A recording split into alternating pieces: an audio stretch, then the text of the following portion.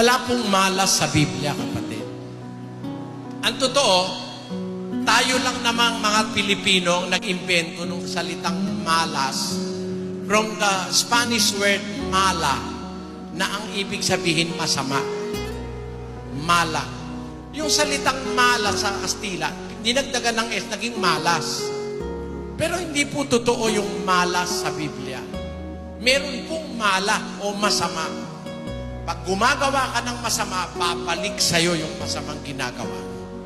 Siguro yun ang sinasabi nating malas. Pero pag gumagawa ka ng mabuti, kahit mahirapan ka pa, hindi ka malas. Kasi kailanman ang mabuting gawa, gagantihin po ng Diyos yun.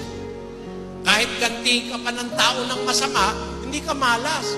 Pakinggan nyo ang sabi ni David na ginawa sa kanya ng masasama. Sa awit, sa kabayaran ng aking pag-ibig ay mga kaaway ko